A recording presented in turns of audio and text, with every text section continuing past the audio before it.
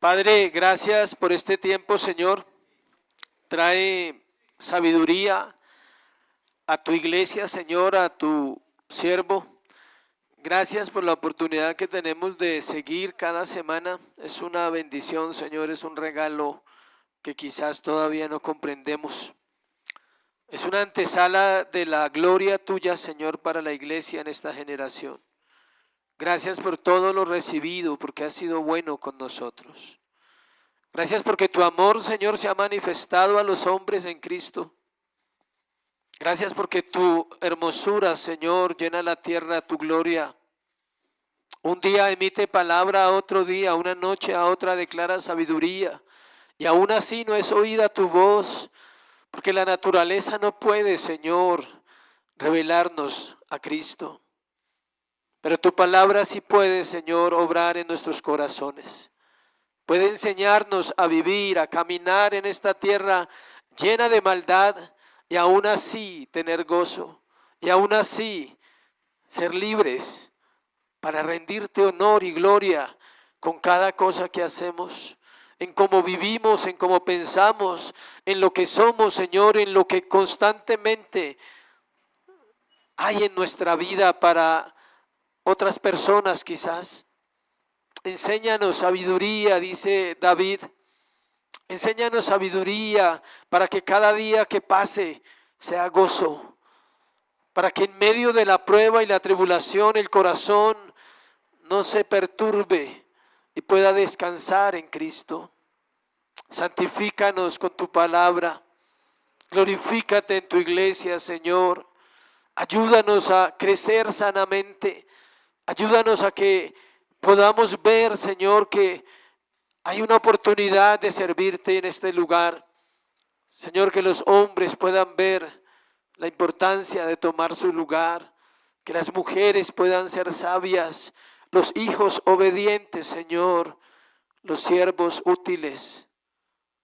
Gracias. No hay nada más importante que tú para nosotros. El cielo y la tierra pasarán, tus palabras nunca pasarán. Tu amor es todo lo que un ser humano necesita. Tu misericordia es todo lo que puede llevarnos, Señor, a caminar aquí. Gracias por esta mañana y gracias por este tiempo en Cristo Jesús. Amén y amén. Vamos a hablar del capítulo 9 brevemente, de capítulo 26 de la Confesión de Fe, capítulo 9. Vamos a hablar del poder de Cristo en el nombramiento de los oficiales. Esto tiene que ser compartido a la iglesia en su momento. Toda la confesión tiene que ser compartida a toda la iglesia, ya bajo temas diferentes, no de manera de una escuela, sino de manera que podamos llegar al corazón de la iglesia para que ellos también entiendan la necesidad de conocer la doctrina. La manera, dice el capítulo 9 de la Confesión de Fe, por favor. Pero antes leamos Efesios 4:11 como un fundamento. Efesios 4:11.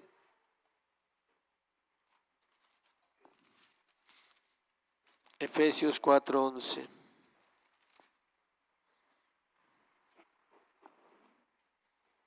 Y él mismo constituyó a unos apóstoles, a otros profetas, a otros evangelistas, a otros pastores y maestros, a fin de perfeccionar a los santos para la obra del ministerio, para la edificación del cuerpo de Cristo, hasta que todos lleguemos a la unidad de la fe y del conocimiento del Hijo de Dios, a un varón perfecto, a la medida de la estatura de la plenitud de Cristo, para que ya no seamos niños fluctuantes llevados por doquiera de todo viento de doctrina, por estratagema de hombres que para engañar emplean con astucia las artimañas del error, sino que siguiendo la verdad en amor, escuche esas palabras, siguiendo la verdad ¿qué? En amor, sin quejas, sin quejarse, porque la verdad no es para quejarse, es para obedecerla, es para nosotros caminar en la verdad y poder mostrarle al mundo entero, no para dárnoslas, sino para que el mundo entienda que hay un Dios que es verdadero y que sí transforma la vida del pecador. Entonces, sino que siguiendo la verdad en amor, crezcamos en todo en aquel que es la cabeza, esto es Cristo, de quien todo el cuerpo bien concertado es su iglesia, el cuerpo, y unido entre sí por todas las coyunturas, se ayudan mutuamente según la actividad propia de cada miembro, recibe su crecimiento para ir edificándose en amor. Cuando dice que recibe su crecimiento, se refiere es que la iglesia crece en la medida que cada miembro es obediente. Su obediencia ayuda a que la iglesia crezca. Su desobediencia no va a detener el crecimiento, pero va a usted estar en problemas, que eso es diferente. Porque alguien dirá, uy, o sea que si yo no soy obediente, la iglesia se detiene. No, no se crea tan importante. No funciona así. Si no somos obedientes como miembros de una iglesia, entonces Dios trata con tu corazón. Pero si somos obedientes, participamos de que esta iglesia crezca, de que esta iglesia muestre que es realmente la iglesia del Señor. Ahora sí leamos párrafo 9. La manera designada por Cristo para el llamamiento de cualquier persona que ha sido calificada y dotada por el Espíritu Santo para el oficio de obispo o anciano en una iglesia es que sea escogido para el mismo por la votación común de la iglesia misma y solemnemente apartado mediante ayuno y oración con la imposición de manos de los ancianos de la iglesia, si es que hay algunos constituidos anteriormente en ella, y para el oficio de diácono que sea escogido por la misma votación y apartado mediante oración y la misma imposición de manos. Lo que quiere decir es que tanto los anciano, obíspero, presbítero es lo mismo, y pastor. Las cuatro palabras significan ¿qué? Lo mismo. Yo soy un anciano, espero que no por la edad. Yo soy un pastor, soy un presbítero y soy un, ¿faltó una? Anciano, pastor, presbítero, obispo. Sí, eso. Esas cuatro son lo mismo. La que suena más bonita es pastor. Sí, ya, obispo suena así como... Y se hace también por el hecho del catolicismo, no se usa esa palabra por el catolicismo. Presbítero, ¿por qué no se usa tanto? Por los presbiterianos. Y anciano, pues porque no suena muy... Pero la más bonita de los cuatro es ¿cuál? El pastor. Entonces está diciendo que un anciano, un obispo, un presbítero, un pastor y un diácono tienen los mismos requisitos. Es decir, aunque el diácono no ejerce funciones pastorales, porque el anciano tiene otras funciones dentro de la iglesia, él debe tener los mismos requisitos de 1 de Timoteo capítulo 3, que son las cartas pastorales. El párrafo comienza diciendo que la manera designada por Cristo, dice, la manera designada por Cristo para el llamamiento. ¿Sí dice así el capítulo 9? La manera designada por Cristo. Entonces, hoy vamos a ver lo que estamos hablando todavía, el poder de Cristo en el nombramiento de los oficiales. Hasta el capítulo 13, hasta el párrafo 13, todas son del poder de Cristo en diferentes facetas que hemos venido mirando. Entonces, es de la manera que Él lo ha establecido y esa manera está en las Escrituras. En primer lugar, los que han de ser apartados como oficiales deben ser capacitados y dotados por el Espíritu Santo. Capacitados y dotados. Son hombres que deben tener un entendimiento claro de las Escrituras, deben tener iluminación para entender la revelación de la palabra y poder ellos primero aplicarla ¿a quién? A su propia vida, a su propio corazón, a sus familias, y luego entonces en la iglesia se evidencia que ellos son hombres con capacidades. No hay órdenes ni oficiales que hayan sido recibidos o hayan de ser retenidos en las iglesias de Cristo, sino que es prerrogativa real de Jesús como rey de la iglesia nombrarlos. Es decir, el proceso correcto es que un hombre sea puesto por Dios mismo en la iglesia para ayudar, servir en diferentes facetas, sea pastor, sea diácono. es Dios el que lo pone, no la iglesia. ¿Qué pasa? ¿Por qué esto es importante? Porque muchas veces en las iglesias hay hombres que tienen muchos dones y muchos talentos, pero no han sido puestos por Dios. Y eso ha traído problemas a las iglesias muy, muy serios. También es cierto que los hombres están dotados, escuche, y dotados interiormente de gracias y habilidades para tan gran empleo. Gracias y habilidades. Los dones del Espíritu Santo están en un creyente, pero se desarrollan de una manera diferente en los hombres que han sido llamados al ministerio. ¿Ustedes consideran que se necesita sabiduría para pastorear una iglesia? ¿Se necesita gozo? Claro, porque si no usted se desanima apenas ve los problemas de las ovejas y sale corriendo y dice, uy, no, ¿en qué me metí? De hecho, hay pastores que han llegado al ministerio y al poco tiempo ellos reconocen que no fueron llamados. Es bueno, dicen, uy, no, yo no podía con esa situación, no. O sea, llega un momento en que son muchos casos, muchas situaciones, y donde usted no puede pelear, no puede regañar, tiene que aprender a hablar, no puede imponer su concepto, su carácter. El gobierno y el liderazgo, la capacidad de liderar. Pero hay algo que es más importante, que no está en los estudios de la confesión de fe, pero que uno aprende con la experiencia, y es que un pastor tiene que tener unción del Espíritu Santo para que cuando ellos predican hayan conversiones. Esa es una de las características más importantes de un hombre llamado al ministerio, y es que hay conversiones por su predicación. Hay conversiones en su ministerio de personas que han sido salvas bajo su ministerio, bajo su enseñanza. Obvio, sabemos que es la obra de ¿quién? Del Espíritu Santo. No es la capacidad humana. Dice, Él nos hace ministros capaces del evangelio, Él llama, Él santifica. Él es el Señor de la mies, empuja a los trabajadores. Esto se llama la llamada interna o el llamado interno, que ya lo hemos estudiado. Y esto solo viene por gracia. Las habilidades están en su mano abiertas y dispuestas para los hombres que Dios llama y que pone en su corazón ese deseo. En cuanto a la naturaleza de esa elección, es decir, son los elegidos dentro de los elegidos. Elegidos dentro de los elegidos. Interesante, ¿cierto? ¿Son más salvos? No. ¿Son más santos? No. Pueden haber personas más santas en la congregación que el pastor, pero no se trata de eso.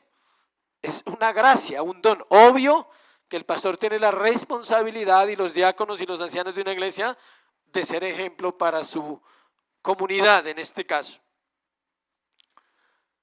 Porque un pastor puede ser escogido, porque un pastor puede ser escogido para una iglesia que tiene también otros maestros, ancianos y oficiales. Es decir, un pastor también puede ser escogido de otro lugar para una iglesia. No siempre, pero ha pasado. Mandan un pastor de una iglesia y dice, o llega un hombre que es pastor y él dice, yo me quiero congregar acá con usted. Y él viene y se sienta y aprende, y él puede ser pastor acá, si no viene descalificado, si no viene con ningún problema de otro lugar. Simplemente tal vez Dios le dijo, vaya, ¿sí? Esa iglesia necesita. Pero lo ideal es que sea ¿de qué? De la iglesia. En cuanto a la naturaleza de la elección, el llamamiento de elección de una persona conocida, procesada y juzgada, debidamente calificada para el oficio pastoral, es un acto de toda la iglesia, es decir, una fraternidad de hermanos que reconocen que ese hombre o ese pastor tiene los dones. Como les conté, el año entrante se va a hacer la ordenación aquí de su servidor, de su pastor. Va a ser acá la ordenación, se va a hacer acá. Entonces ustedes tienen que reconocer si en mi vida están los dones de pastor, si han recibido enseñanza, si realmente soy el pastor de esta iglesia. Ustedes deben reconocerlo. Tienen la oportunidad de decir, no, él no es el pastor de esta iglesia, entonces sencillo, pueden hacerlo. ¿Sí me explico? Cuando sea ordenado, entonces puedo ordenar pastores y puedo ordenar ancianos y puedo ordenar diáconos dentro de la iglesia. Primero se es ordenado para ordenar. ¿Quién ordena a un pastor? Ancianos. ¿Quiénes son los ancianos? Aquí no hay. ¿Sí me explico? Entonces, ¿quiénes son? Pues de otras iglesias hermanas van a venir ese día y van a hacer la ceremonia para que la iglesia reconozca a alguien que es pastor y que no es pastor porque lo ordenan, sino es pastor porque está ejerciendo el pastorado hace tiempo en esa iglesia, esta o cualquier iglesia. Si no hay oficiales declarados en la iglesia antes, como ocurría perdón, adelante aquí.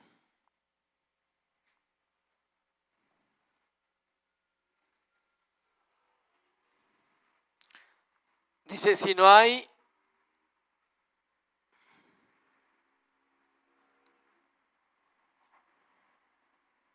tiene que me embolaté aquí un poquito.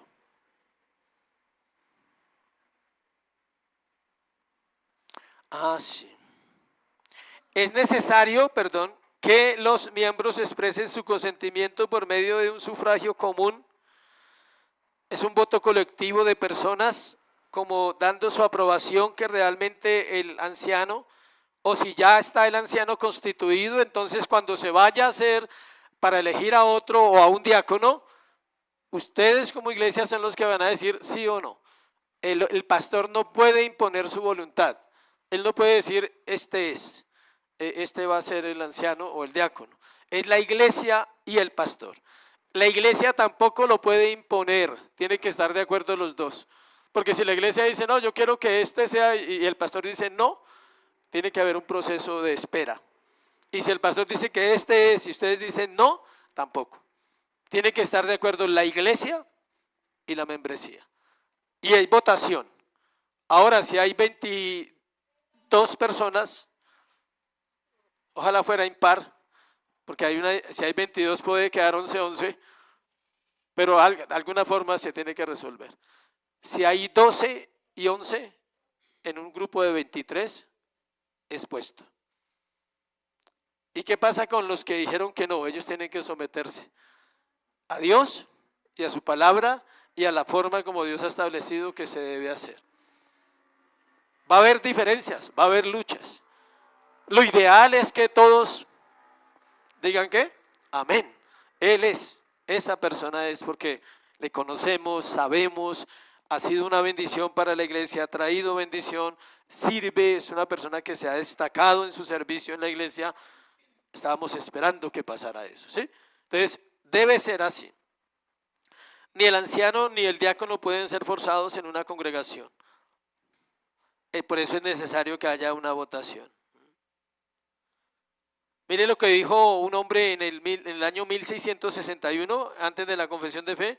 Ahora fui elegido y nominado por su majestad para un oficio santo. Eso dijo un hombre cuando lo escogieron. Dijo, ahora fui escogido y nominado por su majestad, o sea, por Dios. Porque aunque es la iglesia la que lo escoge, aunque está el pastor que puede elegir también, el que lo escoge realmente es ¿quién? Dios. Dios lo escoge y es un llamamiento santo.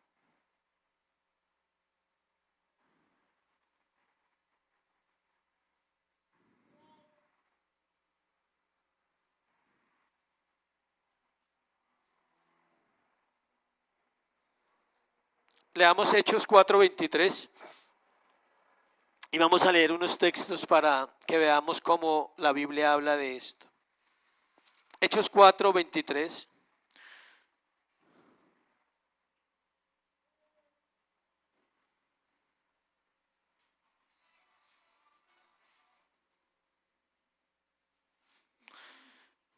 Dice, y puestos en libertad, vinieron a los suyos y contaron todo lo que los principales sacerdotes y los ancianos habían dicho.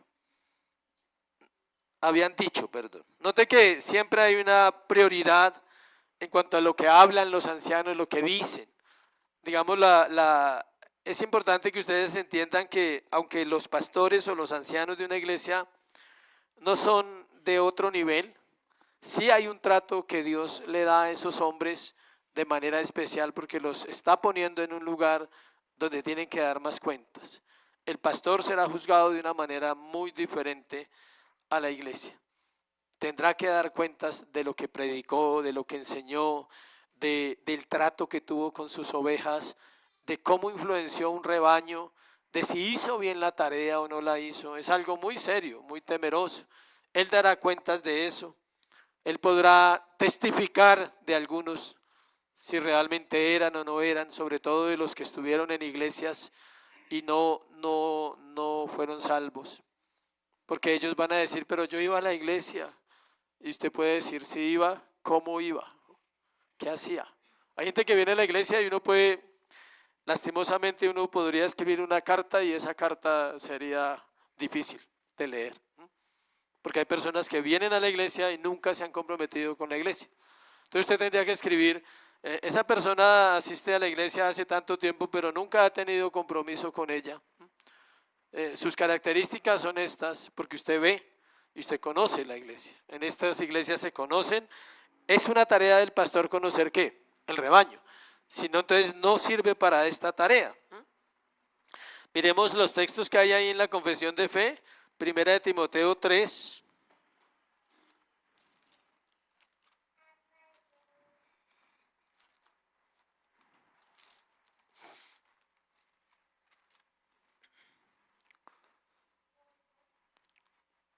Tres, 1, están los requisitos del pastorado.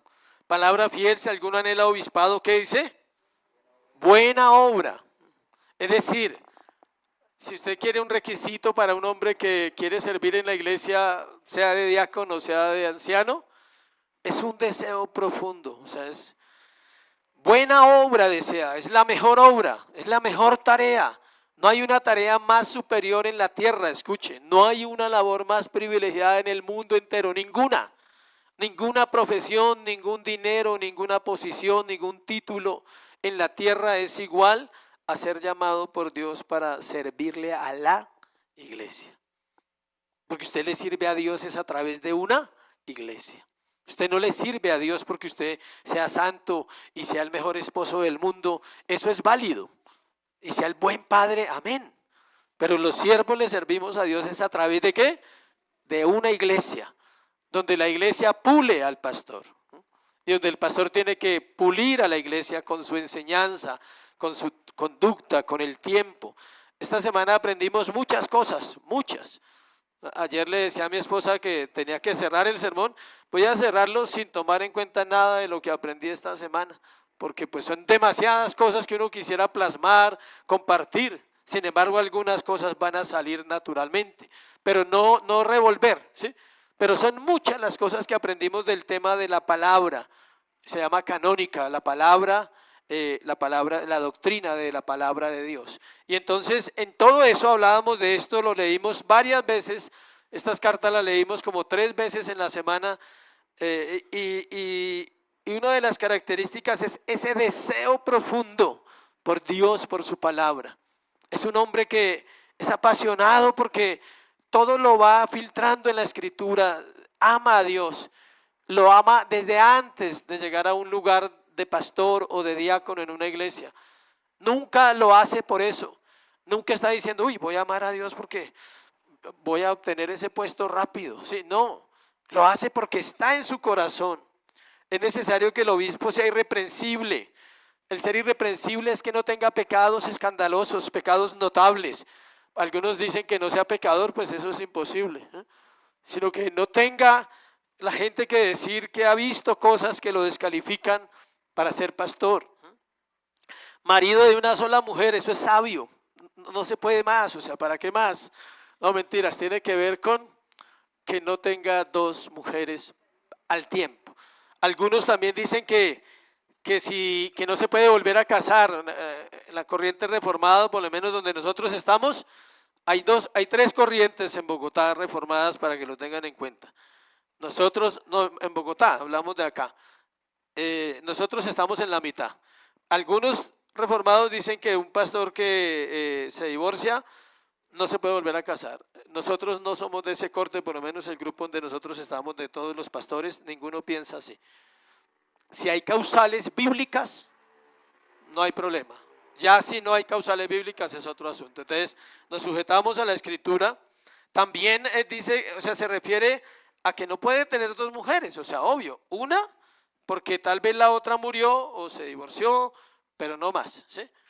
De hecho, ahí ya conocemos, hay casos de alguien que pues tuvo un proceso difícil con su esposa y de hecho le tocó parar en el ministerio, pero no quedó descalificado ni nada, sino un tiempo mientras se restaura él también, porque eso no es fácil, y ya ahorita ya volvió y se casó.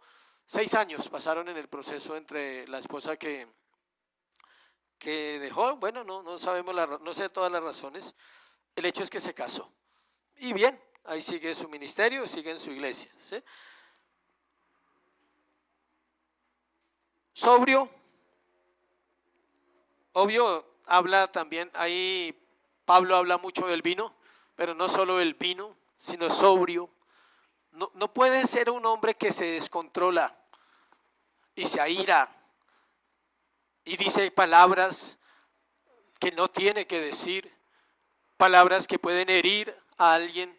Tiene que tener un dominio de sí mismo que solo lo da el Señor, sobre todo para manejar la iglesia, personas fáciles y fáciles, ¿sí?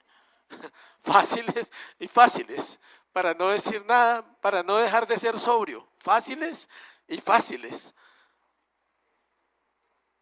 Prudente, esto es una lucha para nosotros porque a veces podemos pasar de la broma y es algo que uno tiene que revisar porque una imprudencia puede herirlo a usted y usted no me lo dice o no se lo dice al pastor, pero puede quedar decir, uy, no me gustó esa broma que hizo el pastor. Entonces en eso me toca cuidarme mucho porque mi forma de ser a veces es sarcástica, puede sonar orgulloso, pero la intención nunca será herirles o dañarles. Estos temas no son fáciles de predicar porque estamos hablando de los requisitos de los hombres de Dios. Decoroso, debe vestir bien, ser aseado, ser limpio, en muchas facetas debe tener ese decoro, saber hablar, no ser imprudente cuando es invitado a algún lugar y la gente no sabe que uno es pastor. Usted no tiene que llegar con el título ahí acá que es pastor y que lo ungieron y que tiene la iglesia, no. El decoro tiene mucho que ver con la forma de hablar, la sabiduría, no solo de vestir, no solo de expresar, no solo de participar en reuniones donde hay hombres que pueden simplemente, de los cuales usted lo único que puede hacer es aprender. Tiene que ser humilde, decir, aquí no puedo participar, voy a escuchar, voy a aprender porque estoy ante personas que hay que aprender. Pero hay gente que no sabe nada y eso quiere, o sea, voy a ser honesto, cada vez que habla la embarra, o sea, porque cree que sabe y está en un medio donde hay personas que realmente saben, hombres de Dios, en los cuales usted se puede sentir así. Entonces lo mejor es que escuchar, y si le piden la opinión, entonces dar una opinión conforme Dios dice, y saber que su opinión va a ser evaluada, y saber que su opinión le pueden decir, pastor, eso que dijiste como que no encaja, ¿sí? Como que, ¿por qué piensas eso? ¿Sí? Así lo he visto que pasa. He visto al final de la reunión cómo le dicen a un pastor, otro pastor adulto, maduro, ¿por qué dijiste eso, pastor? O sea, ¿sí? ¿Lo tienes claro? ¿Tienes claro lo que estamos hablando? Y eso no es fácil. O sea, eso es como el examen del martes, igual. Eso es igual.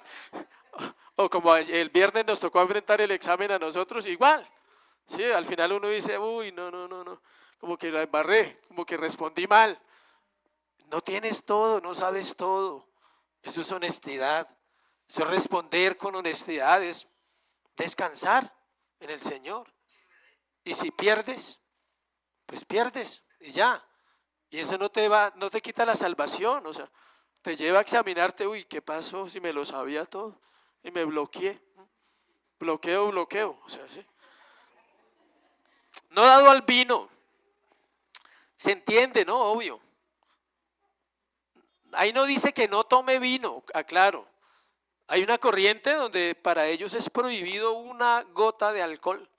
No pueden tomar una gota de alcohol de ninguna manera, ni un vino, ni una champaña, nada.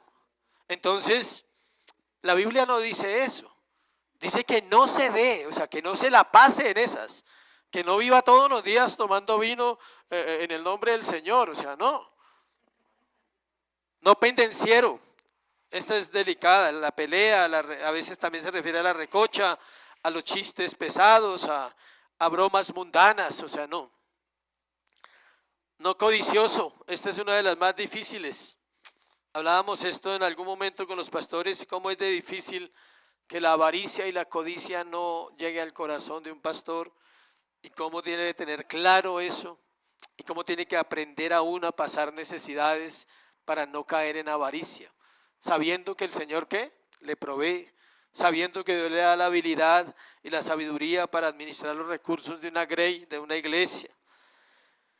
Dice que tenga a sus hijos en sujeción con toda honestidad, pues el que no sabe gobernar su propia casa, ¿cómo cuidará la de la iglesia de Dios?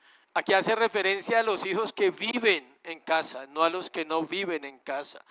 O sea, si el pastor tiene hijos que viven en su casa, o el anciano o el diácono tiene, va para todos, va para los diáconos y va para los pastores, no para el pastor nomás. Esos hijos no pueden estar en desobediencia, o sea, usted no puede, sus hijos no pueden fornicar en su casa. Es mejor que se vaya y fornique fuera de su casa. Listo, no puede. No estoy diciendo que sea lo mejor. Si sus hijos son del mundo y son adultos, no deben vivir con el diácono, no deben vivir con el pastor. ¿Por qué? Porque está dando mal testimonio de su autoridad, ha perdido su autoridad. Por eso se refiere a hijos hasta cuando ellos están ¿dónde? En casa.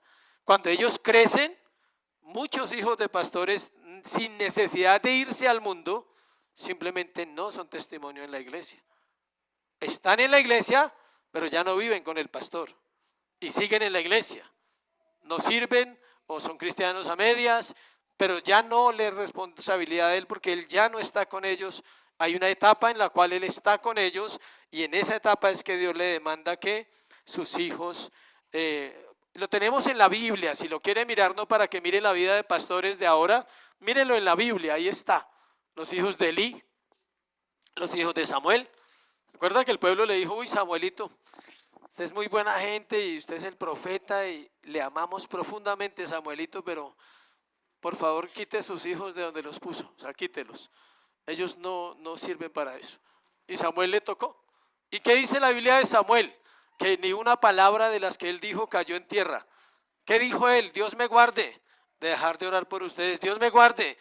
Dice, ¿a quién le he quitado? ¿A quién le debo algo? Le he quitado. ¿A quién le he hecho un mal? ¿Sí? Del pueblo de Israel. Y los hijos de él eran así. Y muchos hijos de muchos siervos. De hecho, es un misterio por qué la Biblia no nombra a los hijos de los apóstoles. ¿Alguien conoce a algún hijo de apóstol? Nadie.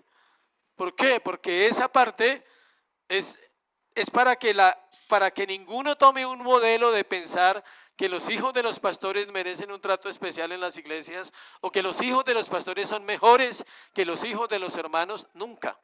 Es igual. Y ese es uno de los errores de las iglesias modernas, sobre todo del movimiento carismático, donde se vive ese tipo de enseñanza, donde el que ungen es al hijo del pastor, donde la hija del pastor es la que está encargada de todo, ¿sí? Eso no es bíblico, para que sepan, nunca ha sido bíblico. Ellos, no estoy diciendo que no puedan, claro, un hijo puede llegar a ser pastor y una hija puede servir en la iglesia, pero ella debe hacerlo porque Dios la llamó y Dios llamó a ese hombre y lo puso en la iglesia, no porque es el familiar. De hecho, hay hombres, vuelvo y les repito, que han sido puestos para dirigir las iglesias porque son hijos o primos o familiares del pastor y eso casi siempre afecta a la iglesia. Normalmente la iglesia va a sufrir con esas personas porque no tiene las características. Terminamos ahí. entre 8 días creo que continuamos sobre ese tema. Y decía alguien, hace poco hablamos con un pastor, decía de un hombre joven, 28 años,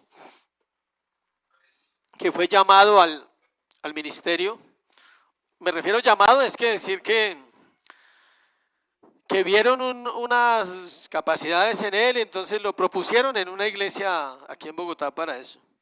Y entonces cuando empezó a actuar, pues se dieron cuenta que era muy inmaduro y que no tenía, pues que parecía, pero no, ¿sí?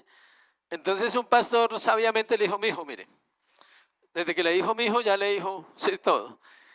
Le dijo, le voy a dar un consejo, vaya, cásese y en unos años de pronto puede aspirar al ministerio. No sé si me estoy explicando lo que le querían decir. O sea, vaya y que lo pulan un poquito en el matrimonio, porque el matrimonio pule. No es una broma. De hecho, se recomienda que un pastor en la iglesia es mejor que sea casado. Son muy pocos los pastores jóvenes que logran salir adelante solteros. Tiene que ser un llamado a lo que dice Pablo. O sea, es un llamado de Dios a ser eunuco, al don de continencia y a la palabra, ¿sí? A dedicarse a eso. Pero se recomienda, la iglesia debe mandar a los jóvenes ¿a qué? A que se casen, para que vayan y los pulan, ¿sí? Para que reciban ese pulimento que necesitan y luego, pues, si él aprende a tratar a su esposa, si él aprende a soportar allí, él aprende a llevar una iglesia. Es más fácil soportar a un desconocido, si ya soporta ya a la de la casa. Es así, y suena chistoso, pero ese pastor, un pastor ya adulto, de 50, 55, 60 años, le dijo, te voy a dar un consejo con todo el amor del mundo. Dijo, tienes unos dones y creemos que Dios te llamó, pero por favor busque una esposa pronto. O sea, busque una esposa pronto. Va a ser de mucho provecho para su vida y quizás más adelante vas a servir en la iglesia. Y es así. No hay nada mejor que el matrimonio para la formación de un hombre. ¿Cuántos hombres dicen amén? Vamos a dejar hasta ahí. Preguntas.